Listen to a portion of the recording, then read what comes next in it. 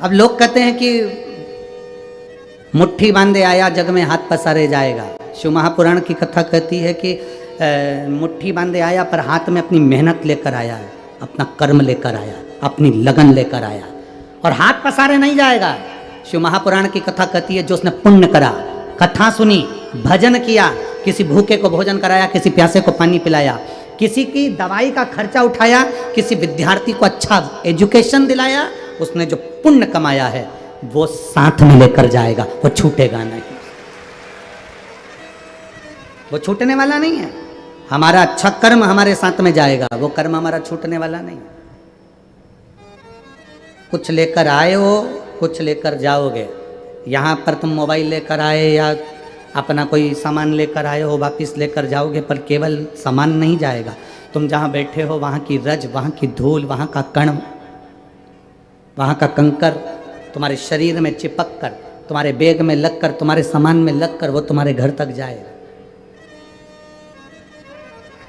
एक पुण्य हमारे साथ में जाता है। मानदाता जी ने तप करा, साधना करी, पर भगवान प्रसन्न नहीं हुए। हम इतना व्रत करें, साधना करें, तप करें और भगवान प्रसन्न ना हो तो बड़ा दुख होता है। लोग पशुपतिनाथ का व्रत करते हैं, भगवान प्रसन्न नहीं होते तो बड़े दुखी होते हैं। हमने तो 1 बार करा, हमने तो 2 बार करा, हमने तो 3 बार करा, हमने तो 4 बार करा। कोई कोई कहते हैं हम शंकर जी को इतने दिन से जल चढ़ा रहे हैं, हम शंकर भगवान का इतना भजन कर रहे हैं, शिव जी प्रसन्न नहीं होते। तुम तप करो, तुम भजन करो, तुम स्मरण करो, तुम्हारा कर्म है करना, करते जाओ, सुने। और ये मुश्किल से जो मानव का देह मिला है, ये मानव का शरीर मिला है,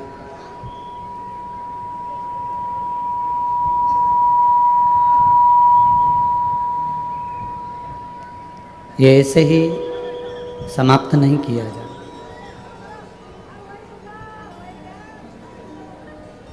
21,600 श्वास प्रतिदिन शरीर में से निकल रही है, रेगुलर चालू है।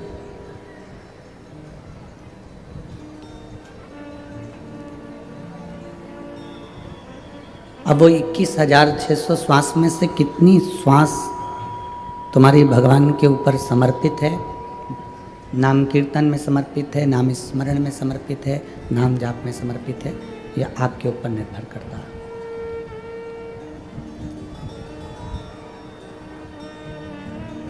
इक्कीस 21,600 श्वास में से कितनी श्वास आप भगवान को दे रहे हो? 24 घंटे में से कितना समय आप परमात्मा को दे रहे हो?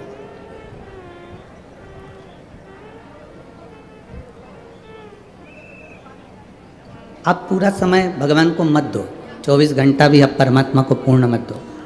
रखो अपने परिवार के लिए, अपने कुटुंब के लिए, अपने नातेदार के लिए, अपने रिश्तेदारों के लिए, अपने लिए समय रखो, हम मना नहीं करेंगे।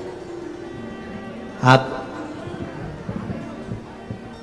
पूरा समय भले आप परमात्मा को मत दो, पर शिव महापुराण की कथा कहती है कि इतना समय परमात्मा को जरूर देना जितना समय आप दुख की घड़ी में परमात्मा को अपने करीब में खड़ा देखना चाहते हो, उतना समय आप परमात्मा को जरूर दो।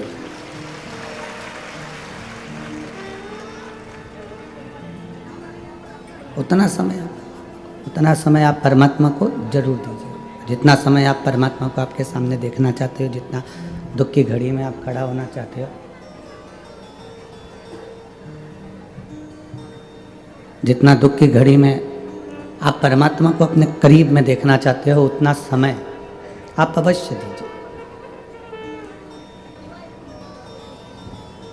ये मनुष्य की देह जब से संसार सागर में आई, तब से आज तक आदान और प्रदान का जीवन जी रहा है मनुष्य।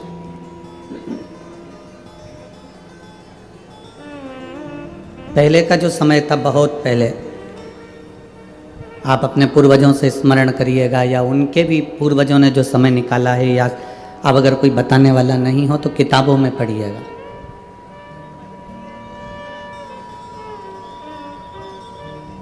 किताबों में अध्ययन करिएगा। जब आप किताबों में अध्ययन करेंगे तो आपके स्मरण में आएगा कि पहले का समय और आज का समय दोनों आदान प्रदान का रहा। किसान के पास में फसल होती थी ज्वार मक्का होती थी। किसान के पास में जो फसल होती थी वो कपड़े वाले को देता था, उससे कपड़ा ले लेता था।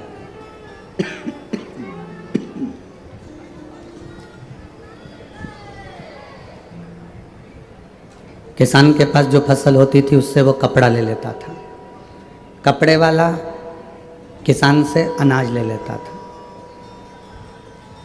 किसी के पास में अगर कोई दूसरी वस्तु होती तो वो दूसरी वस्तु देकर दूसरी वस्तु प्राप्त कर लेता था। किसी लकड़ी के कारीगर के पास में लकड़ी होती थी तो वो लकड़ी का सामान बना देता था, लोहे वाले से लोहे का ले लेता था। ये शुरू से आदान प्रदान का क्रम चलता आया है, शुरू से आदान प्रदान चलता रहा है, वो निरंतर चलता रहा।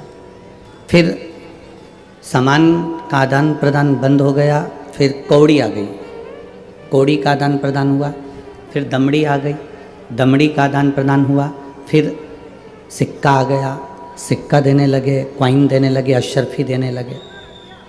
सिक्का अशरफी क्वाइन बंद हुआ, फिर रुपया आ गया, रुपया देकर हम सामान लेने लगे। मतलब आज भी हम पैसा देते हैं तो कुछ लेते, पहले अनाज देते थे तो कुछ लेते थे, सामान देते थे तो सामान के बदले सामान लेते थे। अभी कहीं कहीं पर आपने देखा होगा कि डलिया में बर्तन रख के कुछ महिलाएं आती हैं। आपके इधर आपने देखा कि नहीं देखा वो हमको नहीं मालूम, पर हमने तो देखा। डलिया में महिलाएं बर्तन लेकर आती हैं और उन बर्तन को तुम्हारे यहाँ से कपड़े लेती हैं और कपड़ा लेकर वो बर्तन उनको दे देती हैं। बोलो आपने देखा है कि नहीं देखा? देखा है ना। मतलब ये आदान प्रदान है, इसी को आदान प्रदान कहा गया, इसी को आदान प्रदान का महत्व वर्णन किया गया, इसी को आदान प्रदान कहते हैं। तुमने कुछ दिया, सामने वाले ने कुछ दिया, फिर तुमने कुछ दिया, सामने वाले ने कुछ दिया, फिर तुमने कुछ दिया, सामने वाले ने फिर कुछ दिया। अब जैसे सांसारिक भाषा में आदान प्रदान चलता है, उसी तरह परमात्मा के यहाँ भी आदान प्रदान चलता है। आपने जितनी श्वास, आपने जितना समय भोलेनाथ को दिया है, उतना समय भोलेनाथ, उतनी श्वास भोलेनाथ आपकी दुख की घड़ी में आपके दरवाजे पर आकर दे देगा।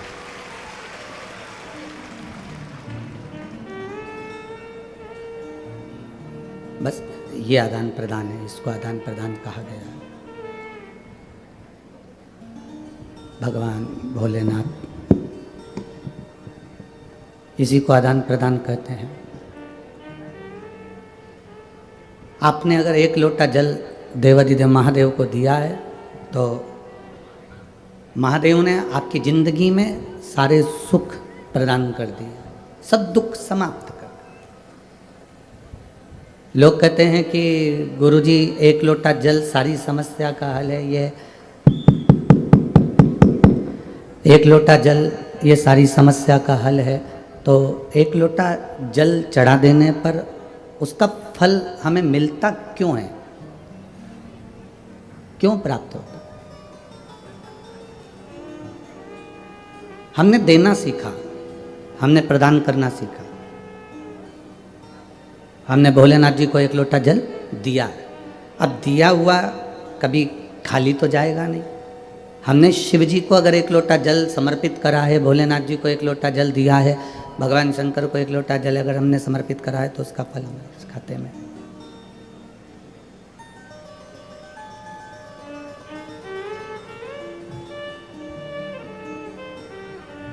गला पकड़ रहा बहुत तेज, कैसे बोले माइक पे?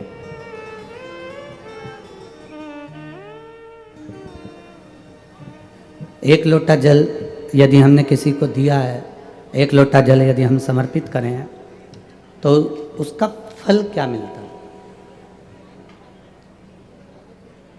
हम कैसे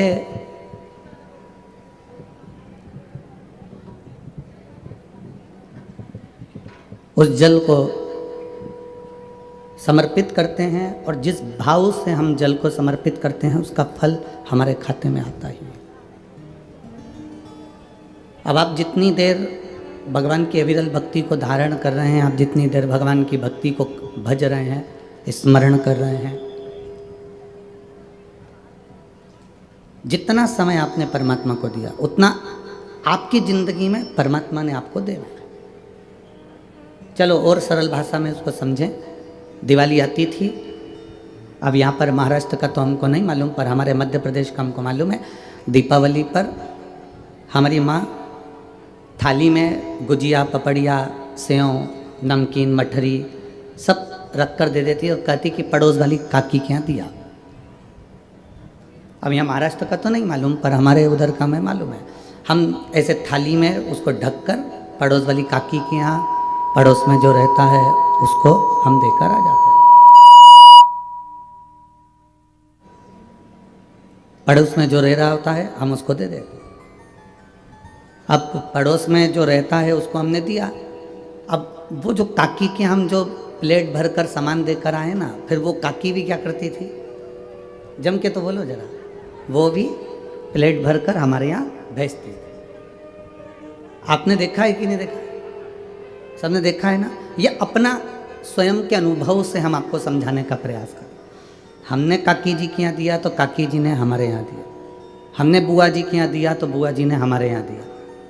शादी में गए, हमने अगर 500 का लिफाफा दिया तो उसने लिख के रखा और हमारे यहाँ की शादी में भी उसने 500 का लिफाफा दिया।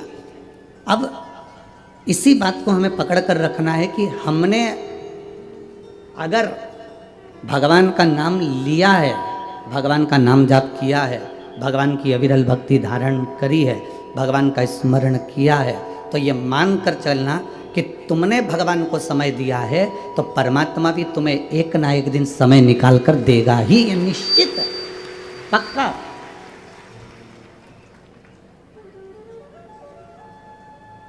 फिर उसमें कोई विषय चिंता का नहीं होता।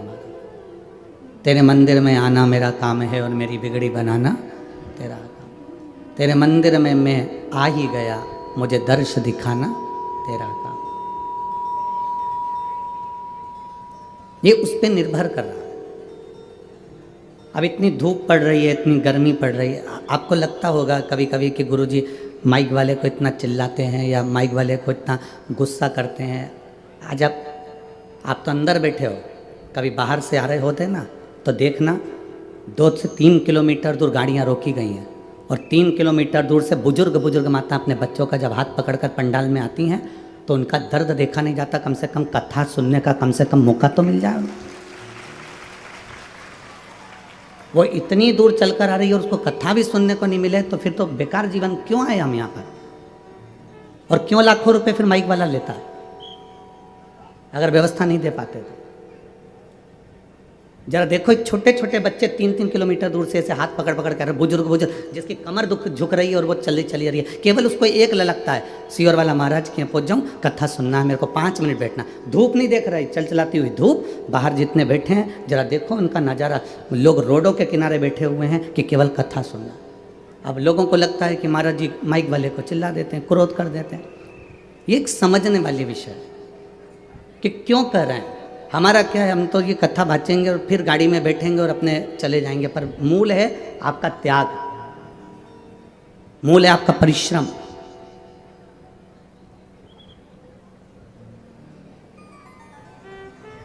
एक स्मरण का जीवन आनंद में, अविरल भक्ति का जीवन जी।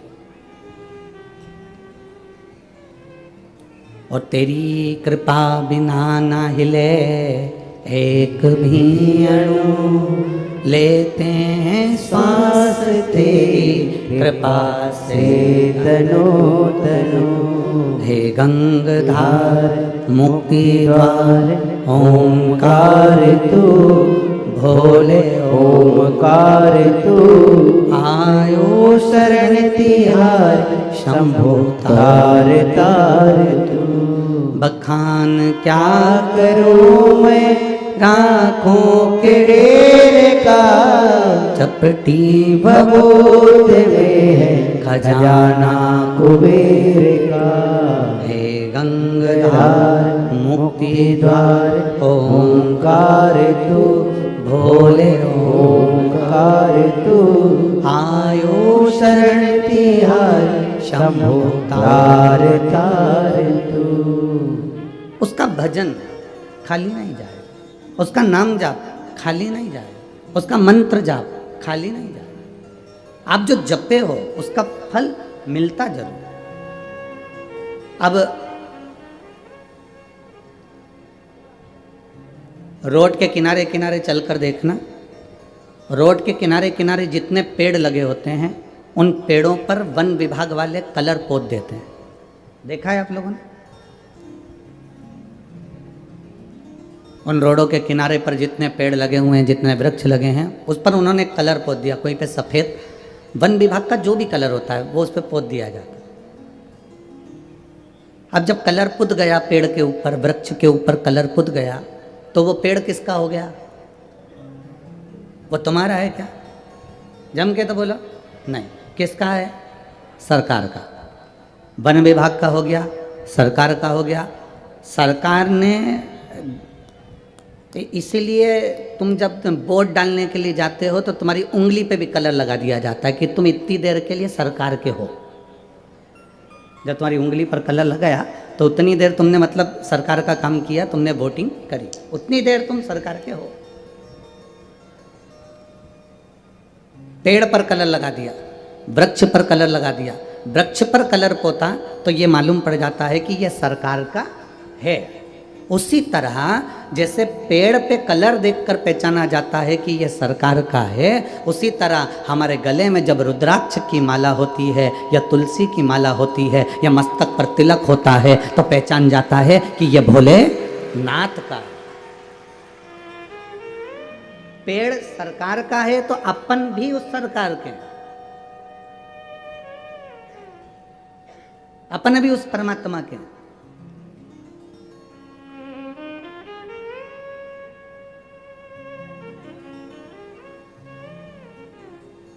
और जब अपन स्वयं परमात्मा के हो गए तो शिव पुराण कहती है एक बार किसी का होकर देखो, वो तुम्हारा होकर रहेगा।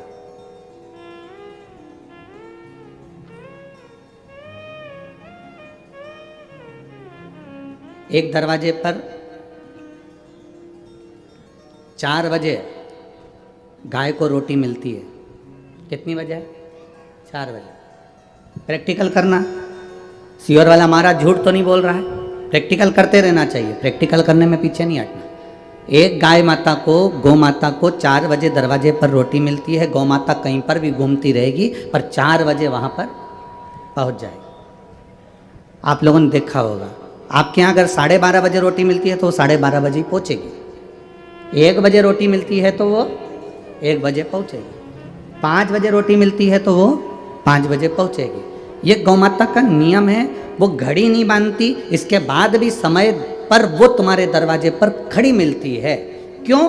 क्योंकि तुमने उसको रोटी दी तो वो अपना कर्जा चुकाने के लिए, अब वहाँ दरवाजे पर रोटी मिले चाहे ना मिले, वो 4 बजे आकर खड़ी हो गई। उसने तुम्हारे घर की ओर मुख करा, तुम्हारे घर की ओर देखना प्रारंभ करा। अब तुम समझ रहे हो कि वो 4 बजे उसको रोटी मिलती थी तो वो 4 बजे रोटी लेने के लिए आई है। ना ना ना, वो अपना कर्जा चुकाने के लिए आई है। 4 बजे आके वो तुम्हारे दरवाजे पर खड़ी हो जाती है। शास्त्र कहता है गौ माता का मुख जिस दरवाजे की ओर होता है और गौ माता दरवाजे की ओर खड़े होकर जितनी देर श्वास लेती है उतनी देर घर में जो नेगेटिवता रहती है, जो दुख, जो तकलीफ, जो कष्ट रहता है, गौ माता उसको श्वास के माध्यम से खींच लेती है। अब तुमको क्या लग रहा है कि वो 4 बजे रोटी मिलती थी इसलिए वो 4 बजे आ गई, 5 बजे रोटी मिलती थी तो 5 बजे आ गई। तुम भले रोटी मत दो, वो 4 बजे आके खड़ी होकर अपना कर्जा अदा करेगी, अपना कर चुकाएगी, अपना जो फर्ज है वो पूर्ण करेगी। अर्थात तुम्हारे घर के दुख को, तुम्हारे घर के तकलीफ को, तुम्हारे घर के कष्ट को वो गौ माता खींच लेगी।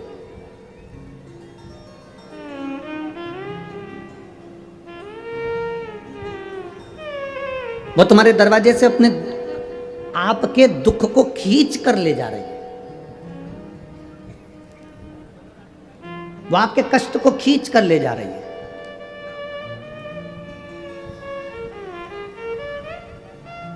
और कृपा की ना होती जो आदत तुम्हारी, तो सूनी रहती अदालत तुम्हारी। गरीबों के दिल में जो जगह तुम न पाते, तो किस दिल में होती इबादत तुम्हारी। तो किस दिल में होती इबादत तुम्हारी। यदि आप परमात्मा का भजन कर रहे हो तो परमात्मा ये नहीं देख रहा कि तुम सेठ हो कि गरीब हो कि अमीर हो कि साधारण हो, उसने ये नहीं देखा। परमात्मा तो केवल ये देखता है कि तेरा मन कितना पवित्र है, तेरा दिल कितना पवित्र है, तेरा हृदय कितना पवित्र है।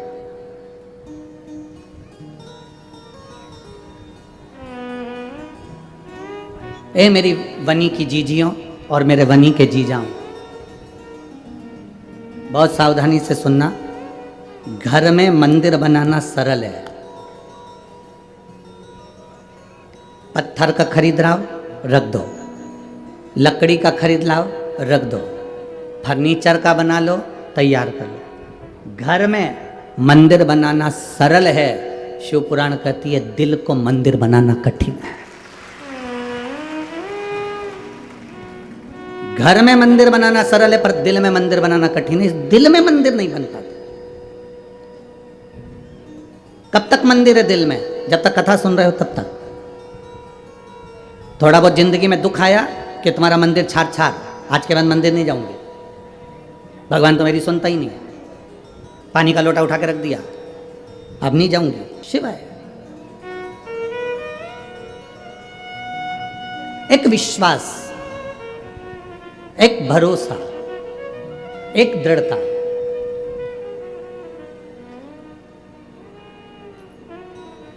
एक बात बताएं आप लोगों को, थोड़ा आज सुन के बड़ा वैसा लगेगा। कई जगह पर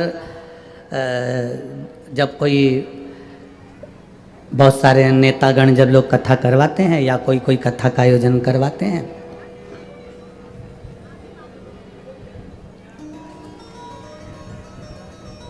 कोई भी कई लोग कथा करवा, अब यहाँ तो हमने नहीं देखा राजकुमार जी, आपके हमने ये नहीं देखा, पर कई जगह कथा करवाते हैं तो जो उनके मिलने वाले आते हैं उनको डालने के लिए रुपट्टा दिया जाता है। किसी किसी को बड़ा बड़ा पुरस्कार भी देना पड़ता है कि ये आए हैं तो इनको ये गिफ्ट दे दो, उनको ये, गुरुजी आप हाथ लगाकर इनको ये दे दें। पर शिव महापुराण, ये आप कोई दूसरी पुराण कराओ ना, उसमें खूब गिफ्ट दो और खूब रुपट्टे उड़ा, पर शिव महापुराण का जो बेलपत्री से बड़ा कोई गिफ्ट नहीं हो सकता।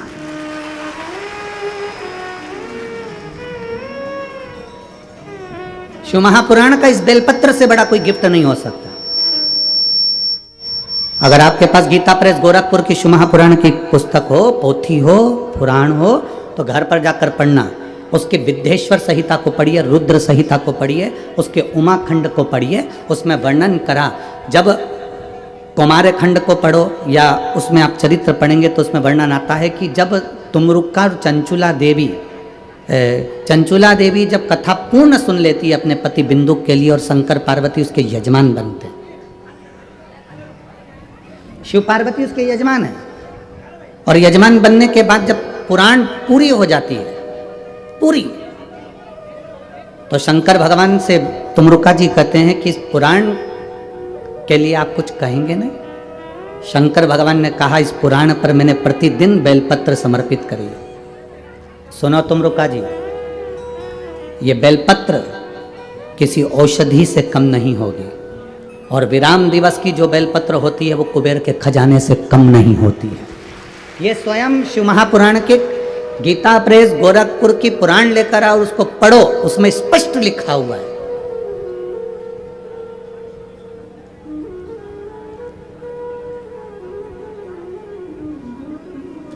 आज आपसे एक बात पूछना चाहेंगे, बहुत अच्छे से जवाब देना।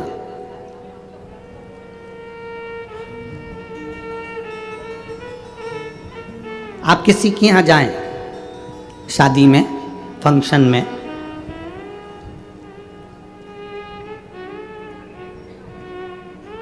वो आपको साड़ी तो दे दे, सुंदर सुंदर कपड़े भी दे दे, और मीठी वाणी ना दे, अच्छे से बोले ना, सम्मान ना करे, सत्कार ना करे, तो तुम्हें साड़ी अच्छी लगेगी? जम के तो बोलो। नहीं। कपड़े अच्छे लगेंगे? नहीं। अगर वो साड़ी नहीं भी दे, कपड़े नहीं भी दे और मिठास से भरी हुई वाणी प्रदान कर दे, तो तुम्हें कपड़े की भी जरूरत नहीं पड़ेगी और जेवर की भी जरूरत नहीं, केवल मीठी वाणी।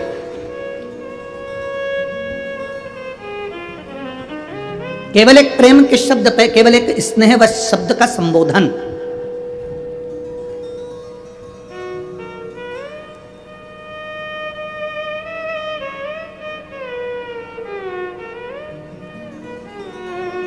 एक स्नेह व शब्दों का संबोधन मूल है।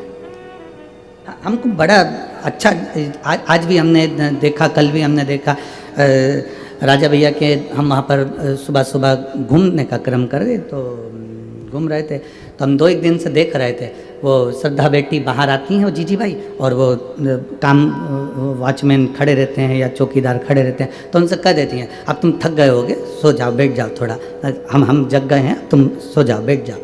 एक स्नेह की वाणी, एक प्रेम की वाणी, एक वात्सल्यता की वाणी। मत दो दुनिया को, अगर तुम नहीं दे सकते, तुम करोड़ों का धन प्रदान नहीं कर सकते, मत करो। तुम भंडारा नहीं कर सकते, मत करो। तुम दुनिया को कम्बल कपड़ा नहीं दे सकते, मत दो, पर कम से कम मीठी वाणी तो बोलो। वाणी ऐसी बोलिए जो मन का आपक होए, पर आज के जमाने में वाणी ऐसी बोलिए जो जम के झगड़ा होए, पर उससे मत बोलिए जो तुमसे तगड़ा होए। तो वाणी तो मिठास से परिपूर्ण होना चाहिए, प्रेम की वाणी होना चाहिए। पर आज के ज़माने में लोगों को वाणी बोलना आती कहाँ। एक राजा ने एक महल बनाया, बड़ा सुंदर महल बनाया, और नगर के सेठ जी को बुलाया। नगर के सेठ जी को बुलाकर कहा कि महाराज, मैंने, सेठ जी देखो मैंने महल बनाया, कैसा बना? सेठ जी ने महल देखा, बड़ा सुंदर महल है, बहुत सुंदर, बहुत सुंदर। सेठ जी ने कहा महाराज महल तो अच्छा बना लिया, पर महल का दरवाज़ा छोटा रख दिया। राजा ने कहा दरवाजे से क्या होना है? नहीं महाराज, दरवाज़ा छोटा रख दिया, जब तुम मरोगे तो तुम्हारी अर्थी कैसे निकलेगी? राजा को गुस्सा आ गया, मेरे तो महल का मुहूर्त और ये मेरी अर्थी निकाल रहा है। राजा ने दूतों को बुलाया, इसको बंद कर दो। उसको कारागार में बंद कर दिया। थोड़ी देर बाद उसकी पत्नी आ गई, महाराज मेरा पति आया था। राजा ने कहा तेरे पति को बोलने के लक्षण नहीं है क्या कि इतना अच्छा महल बनाया, दरवाजा छोटा रख दिया? जब राजा तू मरेगा तो तेरी अर्थी कैसे निकलेगी? इतने में पत्नी बोली, अब मेरे पति को क्या करना, अर्थी कैसे निकलेगी? राजा को काट काट के निकाल देंगे। अब तो राजा को चक्कर आने लगे, बताओ मेरी दशा बिगाड़ रही। राजा ने दूतों को बुलाया, इसको ही बंद करो, उसको ही बंद कर दिया। थोड़ी देर बाद उसका बेटा आ गया। बेटे ने आकर कहा महाराज मेरे माता पिता आए थे। राजा ने कहा तेरे पिताजी को बोलने के लक्षण नहीं क्या कि इतना अच्छा महल बनाया, दरवाजा छोटा रख दिया, जब तुम मरेगा तो तेरी अर्थी कैसे निकलेगी? और तेरी माँ में तो और बोलने के लक्षण नहीं है, इतना विचित्र बोलती है कि राजा की अर्थी निकालने की क्या जरूरत है, काट काट के टुकड़े करके निकाल देंगे। इतने में लड़का बोला महाराज मेरे ना तो बाप को बोलना आता है ना मेरी माँ को बोलना आता है, उनको क्या करना, अर्थी कैसे निकालेंगे? राजा को अंदर ही जला देंगे।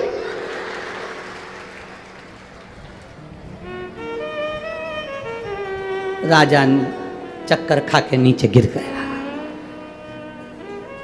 इतने में उनके गुप्तचर ने कहा जिसके खानदान में मीठा बोलने की आदत नहीं, वो कभी जिंदगी में मीठा नहीं बोल सकता। ये बहुत बड़ी क्वालिटी होती है। मनुष्य बोलना तो सीख जाता है, पर आखिरी तक भी ये नहीं सीख पाता कि बोलना कैसे है, शब्दों का संबोधन कैसा हो।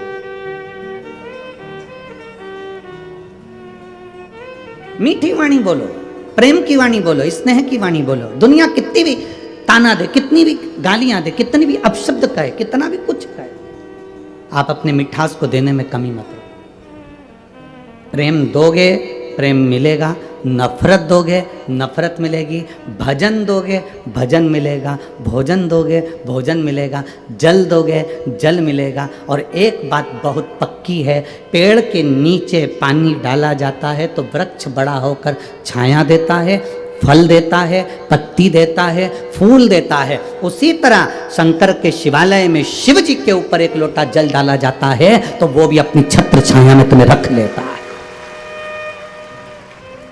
बोल बम का नारा है, सारी समस्या का हल वो भी तुमको रख लेता।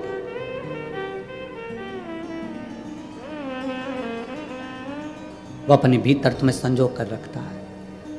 और मैंने तेरे ही भरोसे बाबा, तेरे ही भरोसे हवा बिच उड़ती जावांगी बाबा, डोर हटो छठीला मैं कटी जावांगी। भोले मैं तेरी पतंग बाबा, मैं तेरी पतंग हवा बिच उड़ती जावांगी बाबा, डोर हटो छठीला मैं कटी जावांगी। हम जब उसके करीब पहुंच गए तो वो हमारा हो गया, हम उसके हो गए।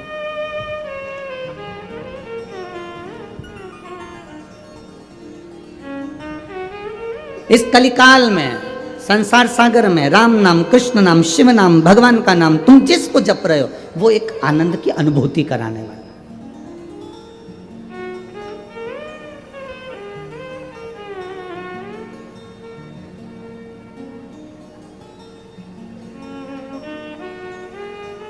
वो एक आनंद की अनुभूति कराने वाला।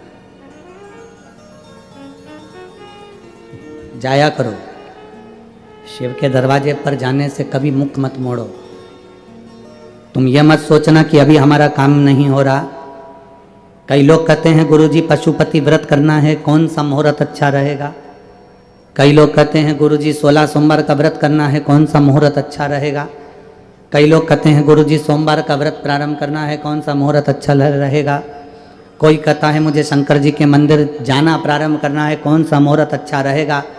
शिव महापुराण की कथा में वर्णन किया गया कि शंकर के मंदिर में, शंकर के ग्रह में, शंकर के मंदिर शिवालय में, देवालय में, शिव पुराण में, शंकर की स्तुति में, शंकर के अनुमोदन में, शंकर के भजन में मुहूर्त नहीं देखा जाता, क्योंकि शंकर काल अधिपति महाकाल है। उसने समय बनाया है तो वो मुहूर्त खुद बनाता।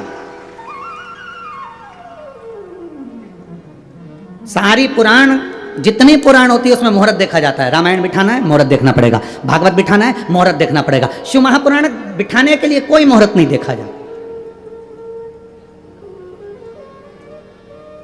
शिव महापुराण का कोई मुहूर्त नहीं है, भगवान के नाम जपने का कोई मुहूर्त नहीं है, भगवान के भजन करने का कोई मुहूर्त नहीं है। और हम तो यहां तक कहेंगे, अगर तुम दुकान चालू कर रहे हो, फैक्ट्री चालू कर रहे हो, कोई काम कर रहे हो, तो ये मत सोचना 2 महीने बाद मुहूर्त आएगा, 4 महीने बाद मुहूर्त आएगा। ना ना ना, शंकर का नाम लो और चालू करो, वो मुहूर्त तुम्हारे लिए श्रेष्ठ हो।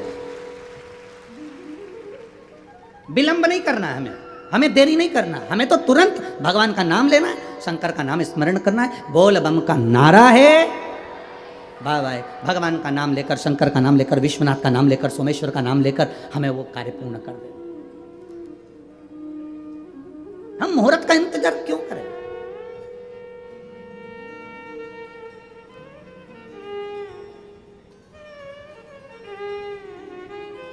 काल करे सो, जम के बोलो जरा, तुम लोगों को तो आता होगा।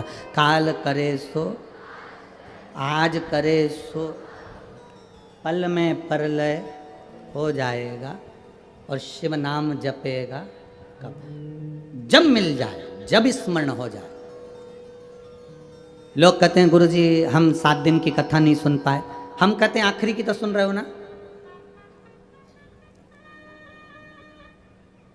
हम आखिरी दिन भी नहीं आ पाए और बीच में आ जाए, जो तुम्हें समय मिले, जैसा तुम्हें समय मिले। गुरुजी टीवी के सामने भी हम इतनी देर नहीं बैठ सकते, तो हम चलते फिरते सुन ले, बिल्कुल, कौन ने मना करा। यमराज आएगा तो ये देखकर आएगा कि तू सोफे पे बैठी है। बोलो, यमराज जी कहेगा कि तू रोटी खा ले इसके बाद लेकर चलूंगा? यमराज जी कहेगा कि तू गाड़ी में से उतर जा इसके बाद लेकर चलूंगा? मृत्यु का कोई समय नहीं, मृत्यु का कोई ठिकाना नहीं और मृत्यु का कोई समय नहीं है। हमें इंदौर की एक घटना ध्यान में आती है, बहुत पहले की, अभी अभी के नहीं है, कम से कम हो गए 15 से 16 साल से ऊपर, बल्कि जब वहाँ पर एक वो मॉल बना था, पहला मॉल इंदौर में बना था, वो ट्रेजर आइलैंड करके कोई एक पहला मॉल बना था। और पहला मॉल बना था और उस मॉल के पास सामने गाड़ी खड़ी हुई थी, और महिला का जो पति था वो मॉल में गया था, महिला अंदर बैठी हुई मोबाइल चला रही थी और एसी में बैठी हुई थी, कांच बंद था, इधर का भी कांच बंद, इधर का भी कांच बंद, इधर का भी कांच बंद, सब बंद। वो मोबाइल चला रही थी। दो बैल कोई दूसरे चौराहे पर लड़े थे। उसका एक बैल दौड़ता दौड़ता आया और गाड़ी के कांच में से सींग को महिला के पेट में मार दिया और उसी समय उसके प्राण छूट गए। मौत 7 ताले में भी बंद हो जाओ तो भी आना निश्चित है। मृत्यु का कोई स्थान नहीं होता, मौत का कोई स्थान नहीं होता कि तुम सोफे पर बैठे हो तो मौत नहीं आएगी, या तुम यहां बैठे हो या वहां बैठे हो मौत नहीं आएगी ना। मृत्यु का कोई स्थान नहीं होता। जन्म, मरण, परण, 3 उस भोलेनाथ के हाथ में है। बस इतना जरूर है कि तुमने अगर भगवान के नाम का गुणगान किया है, भगवान की भक्ति करी है, तो यह पक्का है कि तुम्हें भोगना नहीं पड़ेगा। उस परमात्मा की शरणागति तुम्हें तुरंत प्राप्त हो जाएगी, भोगना नहीं।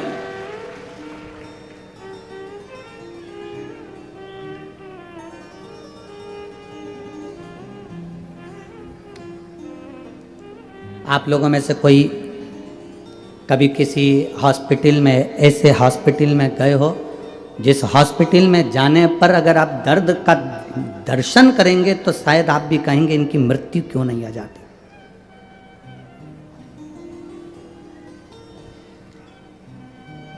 गोरखपुर माता किसको कहते हैं? केवल बच्चे को जन्म देने वाली, केवल बच्चे को पाल पोस कर बड़ा करने वाली, केवल बच्चे को स्तनपान कराने वाली, केवल बच्चे को भोजन कराने वाली, केवल बच्चे को कपड़े पहनाने वाली, इसको क्या माता कह देंगे? नहीं। शिव महापुराण की कथा कहती है माता पार्वती से सीखना। माता पार्वती को माता कहते हैं। माता का मतलब होता है निर्माता। माता का मतलब होता है निर्माता। निर्माता से मतलब है अपने बच्चे का ऐसा निर्माण करो, अपने बच्चे को ऐसा संस्कार बना दो, अपने बच्चे का ऐसा निर्माण कर दो कि तुम्हारे बच्चे को पलट कर देखना ना पड़े।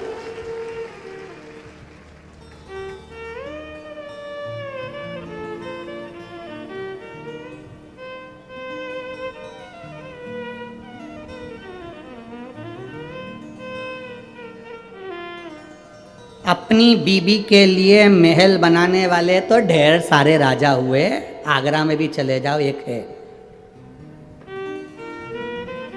ठीक है।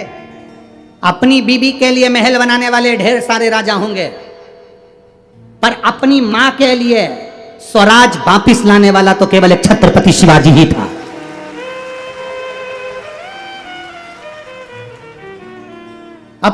अपनी माता के लिए स्वराज लाने वाला, अपनी मां के लिए वापिस स्वराज्य लाने वाला, अपनी माता के लिए स्वराज्य की स्थापना करने वाला तो केवल छत्रपति वीर शिवाजी ही थे। बीबी के लिए तो कोई भी महल बना लेगा। बीबी के लिए महल बना लेना सरल बात, कोई भी पर अपनी माता के लिए स्वराज, अपनी माता ने कह दिया कि मुझे ये चाहिए, मतलब ये मेरा महल मुझे चाहिए तो चाहिए। और छत्रपति शिवाजी महाराज ने कह दिया माँ सेना बहुत है उसके पास में, मेरे पास इतनी सेना नहीं है माँ, मेरे पास इतनी सेना नहीं है माँ, कैसे जाऊंगा, कैसे लाऊंगा। जीजाबाई कहती है तू रुक, मैं जाती हूँ। छत्रपति शिवाजी ने कहा माँ अब तू मत जाना। जीजाबाई हाथ पकड़कर वीर शिवाजी को बाल्यावस्था से, बचपन में जब वीर शिवाजी केवल 3 साल के थे,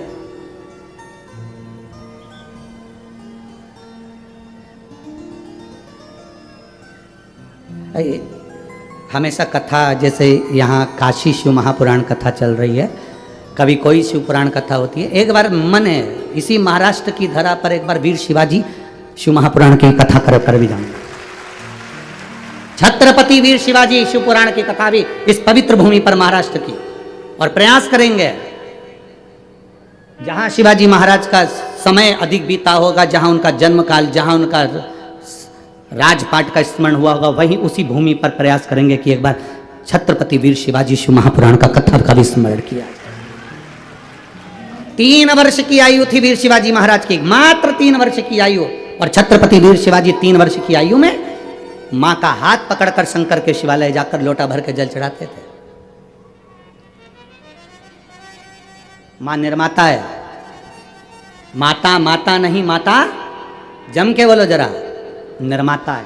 अपने बच्चे को तुम्हें क्या बनाना है ये तुम्हारे ऊपर निर्भर करता है।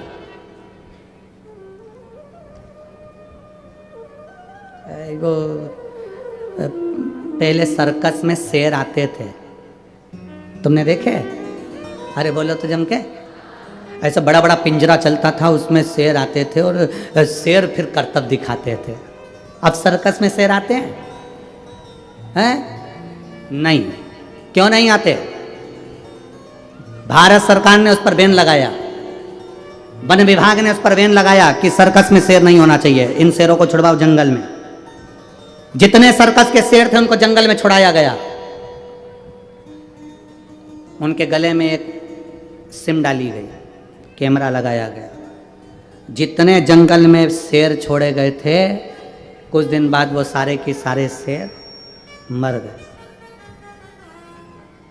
पता लगाया इन शेरों को किसने मारा, मालूम पड़ा कुत्तों ने मार दिया। शेर को किसने मारा? कुत्तों ने। अरे कैसी बेवकूफ जैसी बात करते हो। वन विभाग अधिकारियों ने कहा कुत्ता क्या शेर को मारेगा?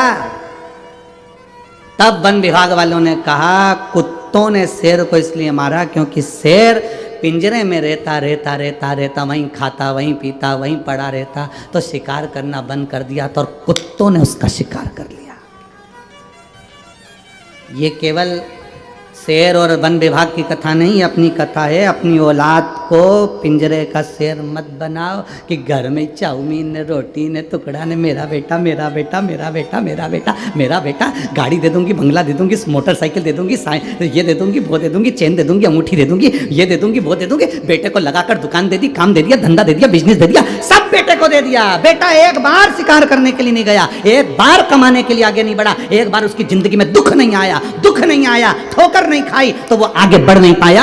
फिर मालूम पड़े कई दोस्त मिल गए, उन दोस्तों ने अपने चुंगल में फंसाया, तुम बूढ़े हो गए, और उन दोस्तों ने उसको चुंगल में फंसाकर पूरा एक बार शेयर मार्केट में बिठाया और डब्बा गोल कर दिया। अब रो रहा है, मैं क्या कमाऊं, मैं तो बड़ा दुखी हो गया। महाराज जी पत्रिका देखकर बता दो, मेरी जिंदगी में सुख कमाएगा। महाराज क्या करे पत्रिका का? तुमने अपने बेटे को केवल पिंजरे का शेर बनाया था। अगर आप अपने बेटे से कह दो मेरी दौलत मत देखना, मेरा धन मत देखना, मैं नहीं दे सकती, मेरा मन पड़ेगा मैं उसको दूंगी, इसलिए मेरा निवेदन है तू अपनी कमाई करना खुद चालू कर। जब वो जंगल का शेर बनेगा, शिकार करना प्रारंभ करेगा, जब वो जंगल का शेर बनेगा, कमाई करना प्रारंभ करेगा, जब वो जंगल का शेर बनेगा, ठोकरें खाएगा, लोगों से जाकर भिड़ेगा, तब जाकर कुछ कमा कर लाएगा, तो उसको कमाई का भी अंश मालूम पड़ेगा कि 1 रुपए की कीमत क्या होती है। उसको धन की कीमत मालूम पड़ेगी कि धन की कीमत क्या होती है। लगी लगाई दुकान दे देना, व्यापार दे देना, धन दे देना, संपदा दे देना, बंगला दे देना, गाड़ी दे देना, ना ना ना ना ना।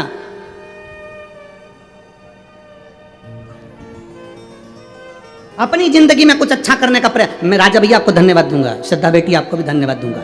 आपने अपनी जिंदगी में अपने धन का सदुपयोग करा। बनी में करोड़पति बहुत सारे होंगे, ढेर धन होगा, ढेर संपदा होगी, पर जोड़ जोड़ के केवल बच्चों को दिया। कभी जीवन में एक बार सत्कर्म नहीं कर पाए। कम से कम बनी का इतिहास रच दिया आपने, शिव पुराण की कथा करवा। ये बनी का इतिहास रच दिया कि बनी जैसे क्षेत्र में भी शिव महापुराण की कथा हो सकती है, कोयले की इस खदान में भी हीरा प्रकट हो सकता है। ये बनी के इतिहास में तुमने सिद्ध कर दिया। जोड़ा जोड़ा जोड़ा जोड़ा।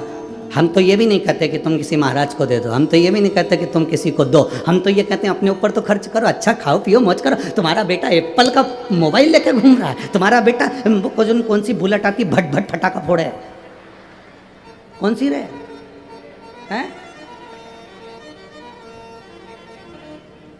कौन सी कंपनी की है? रॉयल कंपनी का। हाँ, ना जाने कौन कौन सी कंपनी की बुलेट लेके घूम रहा, 1.5 लाख की। और पिताजी ने मालूम पड़ा कपड़े उतारे तो बनियान में 40 छेकड़े।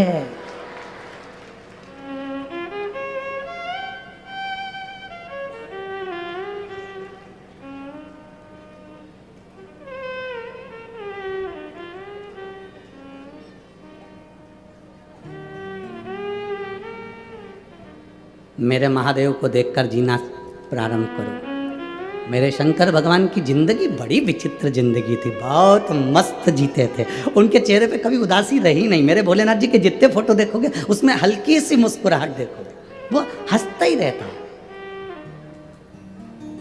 कई लोग हमसे भी कहते हैं तुम कथा करते करते दांत क्यों दिखाते रहते हो, तुम्हारी एक भी फोटो ऐसी नहीं आई जिसमें तुम्हारे दांत नहीं है। जब देखो, जब तुम्हारे जितने फोटो बनते हैं उसमें तुम मुस्कुराते ही दिखते हो। तो यहाँ तो रामचरितमानस में कोई यशोदा जी, कौशल्या मैया राम जी से कहती हैं, माता पुनि बोली सोमति डोली तजौताते अरूपा की जय शिशुलीला ति प्रियशीला यह सुख परम अनुपा। माता कौशल्या कह रही हैं, सुनी वचन सुजाना रोदन ठाना। कौशल्या जी राम जी से कह रही हैं कि राम तुम रो। राम जी कहते हैं माँ मैं भगवान, मैं काय को रोऊं। कौशल्या जी कहती हैं पृथ्वी पर जो जन्म लेता है उसको रोना पड़ता है, बच्चा नहीं रोता तो डॉक्टर सिस्टर चिमटी मार ठोक कर रुलाते हैं। जन्म के समय पर बच्चे को रोना जरूरी है। क्यों रुलाते हैं? क्योंकि आज से रोएगा तो मरेगा तब तक रोना पड़ेगा, इसलिए रो। पर शिव महापुराण रोना नहीं सिखाती, इसलिए तो शंकर भगवान अजर अमर हैं। शिव जी पैदा ही नहीं हुए तो उनको रोने का काम ही नहीं। इसलिए आपसे कहते हैं शिव महापुराण केवल एक ही चीज़ सिखाती है, मुस्कुराओ, हंसो, प्रसन्न रहो, ठाका लगा। वो योग ऋषि श्री रामदेव बाबा जी भी अपने आश्रम में बैठकर सुबह सुबह तुमसे यही कहते हैं, हंसते हैं ठाका लगा लगा कर। वो यही तो कहते हैं कि हंसो, हा हा हा, खूब हंसाते हैं। क्यों? उसका कारण केवल इतना सा है कि हाँ, आज के जीवन में मनुष्य की देह में कलयुग में सब कुछ बढ़ा पर स्माइल, प्रसन्नता, चेहरे की हंसी कम हो गई। और ये स्माइल, ये प्रसन्नता, ये हंसी केवल मनुष्य को मिली है। कभी मछली को हंसते हुए देखा है? छिपकली को, काकरोच को, चूहा कभी मुस्कुराते देखा है? गधे को हंसते हुए देखा है? सांप को मुस्कुराते देखा है? शेर को हंसते देखा है? नहीं। ये मुस्कुराहट, ये हंसी केवल मनुष्य को दी गई है, ये गॉड गिफ्ट है, इसलिए मुस्कुराते रहो, प्रसन्न। ये मुस्कुराहट तुम्हारे चेहरे पर। मुसद्दीलाल जैसे ऐसे बैठ गए, किसी ने मार ठोक के ऐसे बैठे जैसे किसी ने दो चार धर के बिठाया। कथा में जा रही है, चुपचाप बैठना, दोस्त पकड़ के चुपचाप बैठो, ऐसे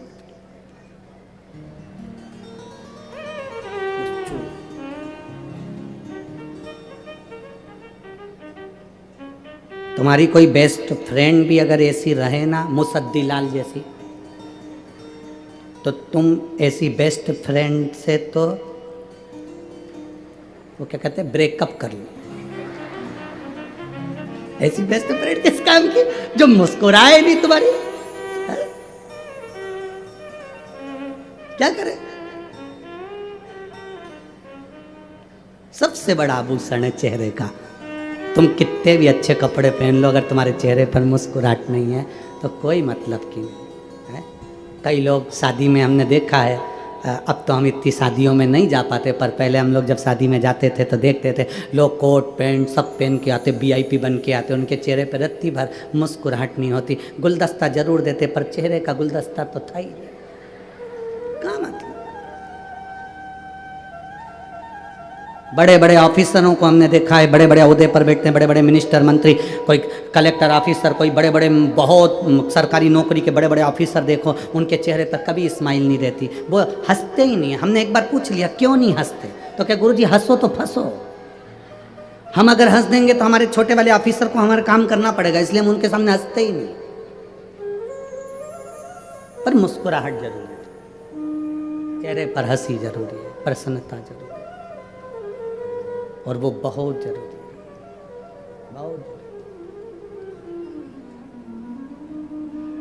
तेरे दरबार की बाबा निराली शान देखी है, तेरे दरबार की बाबा निराली शान देखी है। तुझे देते नहीं देवा पर झोली भरी देखी है, तुझे देते नहीं देखा, पर झोली भरी देखी है। मुख दुनिया मोड़ेगी, बाबा तू मुखड़ाना मोड़े। मुख दुनिया मोड़ेगी, बाबा तू मुखड़ाना मोड़े। मैनू लगी परीतीनू, बाबा तू है वैना। प्रीत लगाओ परमात्मा से। अगर प्रीत परमात्मा से है तो वो मिलन होगा। आपसे एक निवेदन जरूर है, आपके आसपास के लोग अगर शंकर के मंदिर नहीं जाते तो एक बार आपको भी कहना चाहिए कि चला करो हमारे साथ शंकर के मंदिर में, एक लोटा जल चढ़ाया करो, तुम्हारा दुख कटेगा जरूर, संकट मिटेगा जरूर। कहा करो। गांव में, मोहल्ले में, शहर में, कॉलोनी में, किटी पार्टी में, महिला संगीत हो चाहे कुछ भी हो, तुम्हारे यहाँ के डीजे बजे, बैंड बजे, बाजा बजे, कुछ भी बजे, उसमें पहला नाम श्री शिवाय नमस्तुभ्यम। उस बैंड बाजे में, उस डीजे में, उस महिला संगीत में, किटी पार्टी में, तुम्हारे बुलौए में, तुम्हारे भजन में, मंदिर में, तुम्हारे घर में, भजन के अंदर पहला नाम यही निकलना चाहिए। जितने सुनेंगे उसके कानों में जो शब्द जाएगा उसका फल आपको मिलेगा। बोला किटी पार्टी भी चालू करो, हम मना नहीं करते आप लोगों को कि किटी में मत जाओ, खूब जाओ। ब्यूटी पार्लर भी जाओ तो पहले पार्लर वाली से भी कह दो श्री शिवाय नमस्ते, क्या दिक्कत है। हॉस्पिटल में भी जाओ तो मैडम, डॉक्टर, सिस्टर जो मिले, पहला शब्द दिखाने गए हो, बड़ी बीमारी का चांस भी है, डॉक्टर कह रहा है कि तकलीफ हो सकती है, पहला शब्द तुम्हारे मुंह से उस डॉक्टर को प्रणाम करो, जब हाथ जोड़ो नमन करो, जब उसके पास में जाओ तो उससे भी कहो श्री शिवाय नमस्तुभ्यम। शब्द का संबोधन, आधा तुम्हारा दुख, अकाल मृत्यु वो मरे जो काम करे चंडाल का, काल उसका क्या बिगाड़े जो भक्त हो महाकाल का। हम शंकर भगवान को जब आगे रखेंगे, हम श्री शिवाय नमस्तुभ्यम को जब आगे रखेंगे, जब हम भगवान शंकर, वीर शिवाजी, छत्रपति शिवाजी महाराज करते क्या, सबसे पहले शंकर को आगे रखा। माहिल्याबाई का दर्शन करा आप लोगों ने, माहिल्याबाई होलकर, उनके हाथ में शिवलिंग रखा रहता था। कितनी कितनी सेना ने आक्रमण करा, अकेली स्त्री, पति भी नहीं, पूरा बोझ चार तरफ से 4 सेना ने घेर लिया था और अहिल्याबाई होलकर के पास में उतनी सेना नहीं थी। माता अहिल्याबाई के पास में इतनी सेना नहीं थी।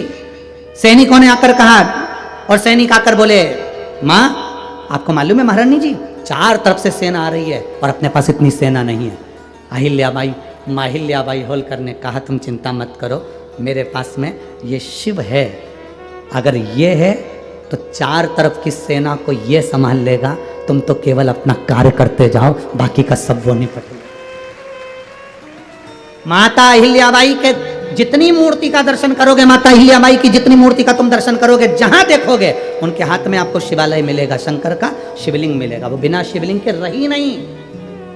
विजय मिली तो शिवलिंग ने दी। जो करती थी वो शंकर के भरोसे पर करती थी और शंकर के आश्रित होकर करती थी। प्रथम शिव को रखो, डॉक्टर को दिखाने जाओ तो श्री शिवाय नमस्तुभ्यम, कोई काम की शुरुआत करो तो श्री शिवाय नमस्तुभ्यम, घर से निकलो तो श्री शिवाय नमस्तुभ्यम, घर के अंदर प्रवेश करो तो श्री शिवाय नमस्तुभ्यम।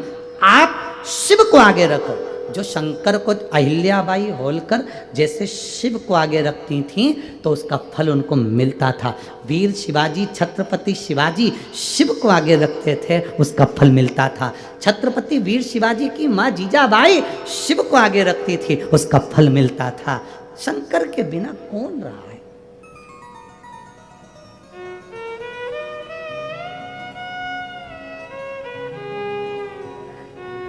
आप भगवान शंकर के विरल भक्ति को धारण करिए। मानदाता तब करे, फल नहीं मिला। जब मानदाता को फल नहीं मिला तो मानदाता ने सोचा मैं तब करूं तो करूं क्या। देव ऋषि नारद का आगमन हुआ। देवऋषि नारद ने कहा अगर तुम्हें तप करना और उसका फल चाहिए तो तुम काशी चले जाओ। मानधाता काशी गए, काशी में बैठकर तप करने लगे। केवल काशी में बैठकर उन्होंने तप करा तो कैसा करा, केवल एक बालू का शिवलिंग बना लेते थे और बालू का शिवलिंग बनाकर उसकी आराधना करते थे, उसकी पूजन करते थे। पूजन करते, गंगा का जल लाकर बालू के शिवलिंग पर डालते, उनको समर्पित करते, बस वो बालू के शिवलिंग की आराधना करते करते करते करते करते करते थोड़ा सा समय निकला। उनको नहीं मालूम कि एक शिवरात्रि निकल गई, दूसरी शिवरात्रि आई है। हर महीने शिवरात्रि आती है, प्रत्येक महीने शिवरात्रि पहुंचती है, प्रत्येक महीने आती है।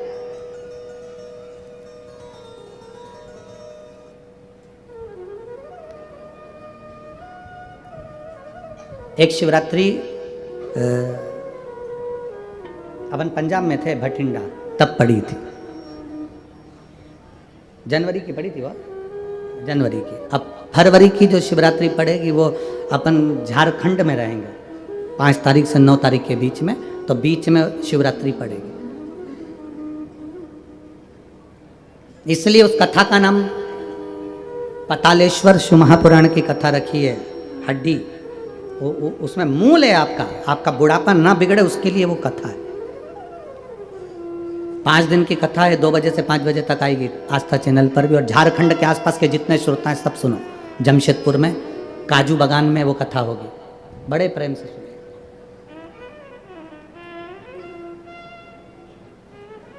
काजू बागान में तुम ये सोचकर मत आना कि काजू तोड़ के खा लेंगे।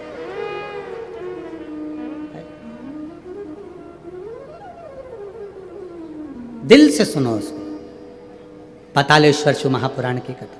कुछ जगह ऐसी होती हैं उस कथा का मूल, जैसे 7 मार्च से 13 मार्च की सीहोर कुबेरेश्वर धाम की कथा जरूर सुनो, मौका मिल जाए तो 5 माताएं, भाई लोग, बहन लोग जो भी हैं, जीजा जीजी, सब कथा में पहुंचकर उसमें सेवा भी करो और कथा भी सुनो, दिल से सुनो।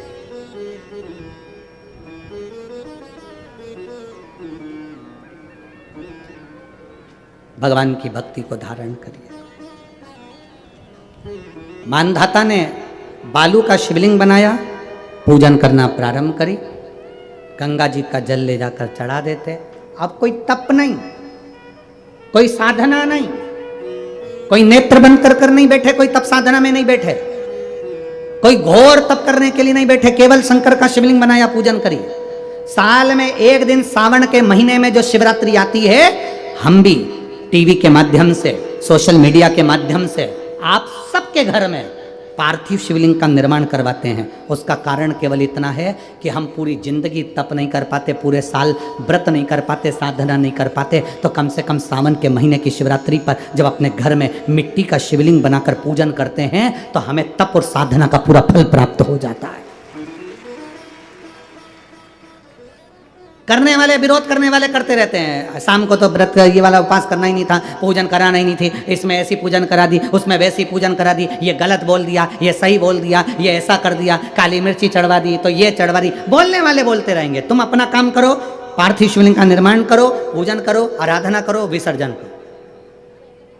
आग लगे बस्ती में, जम के बोलो जरा अपन रहो, क्या किसको रोइए, चादर तान के सो, अपने को मतलब नहीं कुछ भी कि अपन को सोच।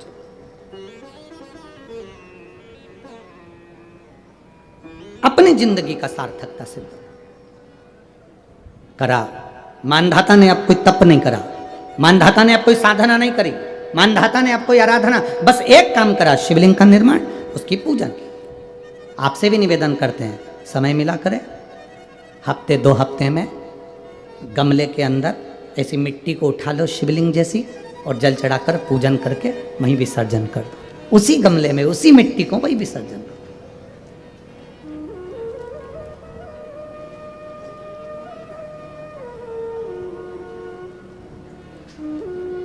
प्रयास करो, उसका फल मिलता है। शंकर भगवान प्रकट हो गए, कहा क्या चाहिए तुमको, मांगो। अब मानधाता ने मांगा कुछ नहीं। मानधाता ने कहा कि पहले तो मैंने जब तप करा, साधना करी, आराधना करी, तब तो मुझे आपका दर्शन नहीं हुआ, और अब आप मेरे सामने आ गए तो मैं मांगू, ये श्रेष्ठता कहाँ है? अब मैं मांगू, ये श्रेष्ठता कहाँ है? मुझे मांगना नहीं है। कुछ तो मांगो। नहीं, मानधाता ने कहा बस इतनी कृपा करना, प्राण छूटने का जब समय आए तो मेरा शिव सामने हो और मेरा ये आत्मा, मेरी जब मृत्यु हो तो ये आत्मा शिव में और कैलाश में विलीन हो जाए, बस ऐसी कृपा कर, और कुछ भी नहीं, और कुछ नहीं चाहिए। बस यही होना चाहिए। उसका जो फल है वो जीवन का एक आनंद सुख देने वाला हो। हमने कथा में कहा था शुरू में, माता क्या होती है? निर्माता। आप माता हो, आप निर्माता हो। अपने बच्चे के हाथ में एक लोटा जल लेकर मंदिर भेजने की जवाबदारी तुम्हारी है। अपने बच्चों के मुख से श्री शिवाय नमस्तुभ्यम निकलवाने की जवाबदारी तुम्हारी है, कोई दूसरा नहीं निकलवा।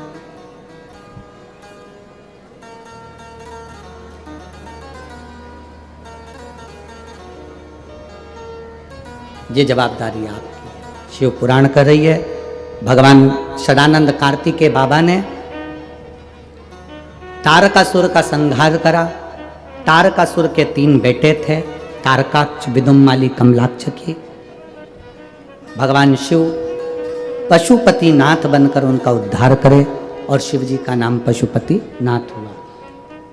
भगवान श्री गणेश जी महाराज का सुंदर मंगलमय विवाह रिद्धि सिद्धि के साथ हो रहा है। मैं